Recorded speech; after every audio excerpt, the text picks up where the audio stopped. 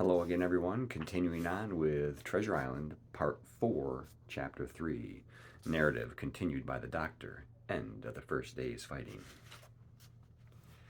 We made our best speed across the strip of wood that now divided us from the stockade, and at every step we took, the voices of the buccaneers rang nearer.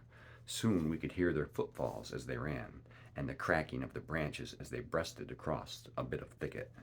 I began to see we should have a brush for it in earnest, and looked to my priming. "Captain," said I, "Trelawney is the dead shot. Give him your gun. His own is useless." They exchanged guns, and Trelawney, silent and cool as he had been since the beginning of the bustle, hung a moment on his heel to see that all was fit for service. At the same time, observing Gray to be unarmed, I handed him my cutlass. It did all our hearts good to see him spit in his hand, knit his brows, and make that blade sing through the air. It was plain from every line of his body that our new hand was worth his salt. 40 paces further, we came to the edge of the wood and saw the stockade in front of us. We struck the enclosure about the middle of the south side, and, almost at the same time, 7 mutineers, Job Anderson, the boatswain, at their head, appeared in full cry at the southwestern corner. They paused, as if taken aback, and before they recovered, not only the squire and I, but Hunter and Joyce from the blockhouse had time to fire. The 4 shots came in rather a scattering volley, but they did the business. One of the enemy actually fell, and the rest, without hesitation, turned and plunged into the trees. After reloading, we walked down the outside of the palisade to see to the fallen enemy. He was stone dead, shot through the heart. We began to rejoice over our good success, when just at that moment a pistol cracked in the bush. A ball whistled close past my ear, and poor Tom Redruth stumbled and fell his length on the ground. Both the squire and I returned the shot, but as we had nothing to aim at, it is probable we only wasted powder. Then we reloaded and turned our attention to poor Tom. The captain and Gray were already examining him, and I saw with half an eye that all was over. I believe the readiness of our return volley had scattered the mutineers once more, for we were suffered without further molestation to get the poor old gamekeeper hoisted over the stockade and carried, groaning and bleeding, into the log house. Poor old fellow, he had not uttered one word of surprise, complaint, fear, or even acquiescence from the very beginning of our troubles till now, when we had laid him down in the log house to die. He had lain like a Trojan behind his mattress in the gallery. He had followed every order silently, doggedly, and well. He was the oldest of our party by a score of years, and now, sullen, old, serviceable servant, it was he that was to die. The squire dropped down beside him on his knees and kissed his hand, crying like a child. "Be I going, doctor?" he asked. "Tom, my man," said I, "you're going home." "I wish I had had a lick at them with the gun first," he replied. "Tom," said the squire, "say you forgive me, won't you?" "Would that be respectful like from me to you, squire?" was the answer. "Howsoever, so be it. Amen." After a little while of silence, he said that he thought somebody might read a prayer. "It's the custom, sir," he added apologetically, and not long after, without another word, he passed away. In the meantime, the captain, whom I had observed to be wonderfully swollen about the chest and pockets, had turned out a great many various stores: the British colors, a Bible, a coil of stoutish rope, pen, ink, the logbook, and pounds of tobacco. He had found a longish fir tree lying felled and cleared in the enclosure, and with the help of Hunter, he had set it up at the corner of the log house, where the trunks crossed and made an angle. Then, climbing on the roof, he had with his own hand bent and run up the colors. This seemed mightily to relieve him. He re-entered the log house and set about counting up the stores, as if nothing else existed. But he had an eye on Tom's passage for all that, and as soon as all was over, came forward with another flag and reverently spread it on the body. "Don't you take on, sir," he said, shaking the squire's hand. "All's well with him. No fear for a hand that's been shot down in his duty to captain and owner.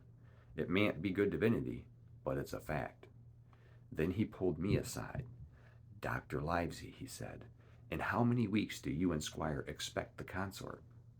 I told him it was a question, not of weeks, but of months, that if we were not back by the end of August, Blandly was to send to find us, but neither sooner nor later. You can calculate for yourself, I said. Why, yes, returned the captain, scratching his head, and making a large allowance, sir, for all the gifts of Providence. I should say we were pretty close hauled. How do you mean? I asked. It's a pity, sir, we lost that second load. That's what I mean, replied the captain. As for powder and shot, we'll do. But the rations are short, very short. So short, Dr. Livesey, that we're perhaps as well without that extra mouth. And he pointed to the dead body under the flag. Just then, with a roar and a whistle, a round shot passed high above the roofs of the log house and plumped far beyond us in the wood. Oh ho, said the captain, blaze away. You've little enough powder already, my lads. At the second trial, the aim was better, and the ball descended inside the stockade, scattering a cloud of sand, but doing no further damage. Captain, said the squire, the house is quite visible from the ship. It must be the flag they're aiming at. Would it not be wiser to take it in? Strike my colors, cried the captain. No, sir, not I. And as soon as he had said the words, I think we all agreed with him, for it was not only a piece of stout, seamanly good feeling, it was good policy besides, and showed our enemies that we despised their cannonade.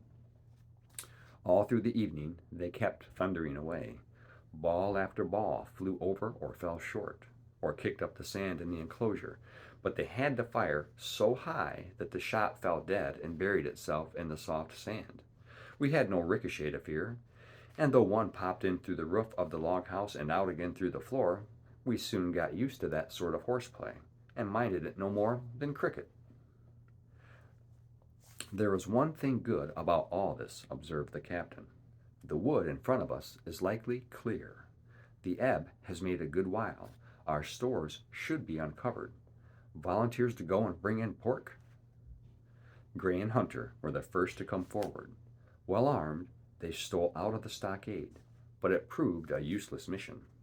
The mutineers were bolder than we fancied, or they put more trust in Israel's gunnery. For 5 of them were busy carrying off our stores and wading out with them to one of the gigs that lay close by, pulling an oar or so to hold her steady against the current. Silver was in the stern sheets in command, and every man of them was now provided with a musket from some secret magazine of their own. The captain sat down to his log, and here is the beginning of the entry.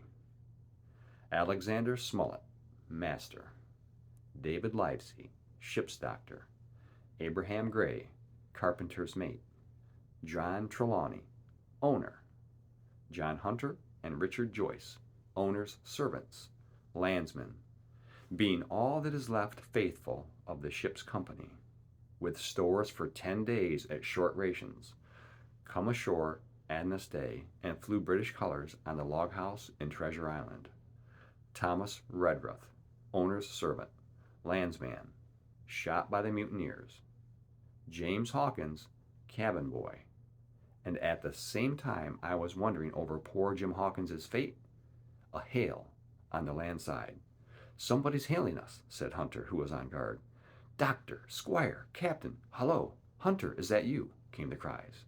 And I ran to the door in time to see Jim Hawkins, safe and sound, come climbing over the stockade.